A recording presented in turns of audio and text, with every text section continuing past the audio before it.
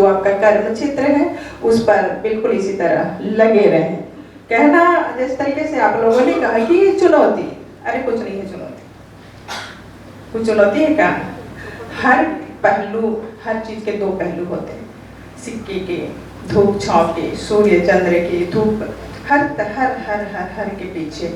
और कठोर होता है नहीं, वो अंदर से भावुक होता है, वो दिखाता नहीं आंसू। एक पिता को कभी पढ़ के देखना। अभी हमने आपके बीच में को सुना कि उन्होंने कहा कि उनके पिता के अंदर एक स्त्री छुपी हुई थी जो उसको समझती थी और उसका सम्मान करती थी और उसको हर कदम पर साथ देती थी। अगर कहानी बताने लगे आप सब तो मुझे नहीं लग रहा है कि 1-2-3 घंटे काफी होंगे। तो चुनौती बिल्कुल नहीं, उसको मैंने कल के भी मंच पे बोला। कल हमारे यहाँ मुख्यमंत्री निवास में गृह प्रवेश का पूजा तो हम पारिवारिक तौर पे 6 तारीख को कर लिए थे, पर उसका जो भंडारा, भोजन प्रसादी ये बच गया था। तो कल प्रदेश स्तर पर समस्त जितने भी हमारे भाजपा के पदाधिकारी हैं, मंडल अध्यक्ष हैं, कार्यकर्ता हैं और कुछ बड़े नेता हैं, उन सभी को आमंत्रित किया था और उनका स्वागत सम्मान हम शाह जी के साथ किए और उनके बीच में कुछ बातें रखनी भी थी। और जैसे आप सबने कहा कि हम बोलते हैं, तो बिल्कुल शाह जी जब तक कुछ अपने खास मित्रों का स्वागत करने के लिए बाहर तक गए, उनको लिवाने के लिए गए, तो मैंने पूछा कि कितने मिनट है उनके आने तक, तो उन्होंने कहा 10 मिनट है। मैंने बोला काफ़ी है, आप बोलेंगे? बोले क्यों नहीं बोलेंगे। तो उस बीच में हमारे संत समुदाय भी थे और पूरा भरा हुआ जो मंडप था अंदर मुख्यमंत्री निवास के अंदर पूरा पंडाल भरा था। जिस तरीके से मैंने शुभारंभ करा वैसे शुभारंभ करा। उससे पहले जो हमारे साईं जी के मित्र हैं हमारे ब्रह्म किले से जगन्नाथ पाणिग्रही जी, उन्होंने कहा भाभी जी अगर आप बोल लेंगे तो फिर हमें कौन सुनेगा। तो मैंने कहा कि अपना अपना पद संभाल के रखो, अपनी अपनी वाणी संभाल के रखो। और हमने बोला, बाद में पता चला कि हमने 45 मिनट बोला। लेकिन लोगों ने सुना, क्योंकि हाँ एक तो है ईश्वर की देन कि अगर कोई भाग रहा है तो हम बैठा दें, कोई नहीं सुन रहा है तो उसको हम सुना दें, क्योंकि हम उसके लिए बोलते हैं। हम भाषण नहीं करते, हम सीधा बात करते हैं। हम हर किसी को महत्व देते हैं, हमारे लिए कोई छोटा या बड़ा नहीं है। अगर सच कहूँ 4 तारीख को हम मुख्यमंत्री निवास पे जब प्रवेश किए, संध्याकालीन समय था, अभी हमारे जो शिव पुराण के गुरु जी हैं पंडित प्रदीप मिश्रा जी, उनको आना था। उनके आने में कुछ समय बाकी था, तो हमने उस समय अंदर घुसा और घूम घूम के देखा। हम तो उस समय मेरे दिमाग में जो चीज आया सबसे पहला,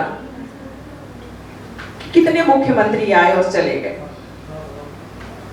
और ये है उनका रहने का बसेरा, जिसके अंदर जब एक पर्सन मुख्यमंत्री बनकर आता है, उस कुर्सी पर बैठता है, तो उसके लिए हर चीज छान छान के दिया जाता है, नाप तोल के दिया जाता है। उसके लिए पानी की व्यवस्था, उसके भोजन की व्यवस्था, उसके रहने की व्यवस्था, उसके सोने जागने की व्यवस्था, उससे मिलने वालों की व्यवस्था, सारी चीजें। और जब उसको इतनी फैसिलिटी मिलती है तो फिर जनता भूखी क्यों? सामने सुन रहे थे जो मेरे पीछे पीछे घूम रहे थे, कुछ मेरे आगे आगे चल रहे थे, वहां का स्टाफ भी था। हमारी बहन ने तो नहीं कहा कि दीदी वो तेरे दिमाग में आ सकता है। सच में मुझे तकलीफ होती है, मैं भी भावुक महिला हूँ, मुझे भी तकलीफ होती है कि जब मेरे को पानी मिल रहा है तो सामने वाले को क्यों नहीं।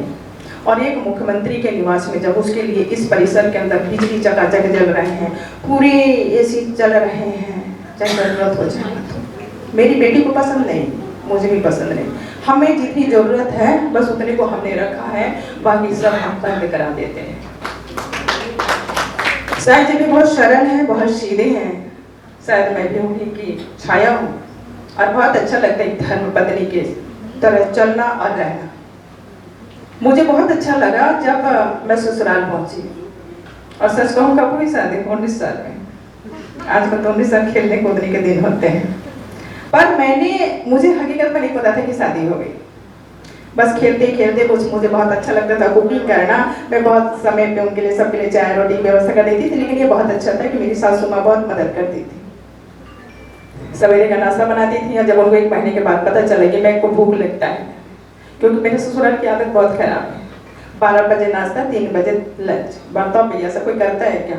और कहा हम 8 बजे बाप के घर में खाने वाले, 10 बजे खाने वाले, 11 बजे खाने वाले, पता चला हर घंटे खाने वाले। और 19 साल की उम्र, खिलंदड़ापन। तो जब सास को पता चला तो उन्होंने कहा कि पहले तो तू खा लिया तो वो मुझे खिला देती थी। तो बिल्कुल नहीं, चुनौती है पर उसको चुनौती मानो मत, चुनौती को मित्र बना लो ना, उसको अपने पीछे रखो। कल के मंच में भी मैंने यही कहा कि हम एक कार्यकर्ता है पार्टी के, और कार्यकर्ता जब घर से निकलता है तो भूख और प्यास को भूल जाना चाहिए।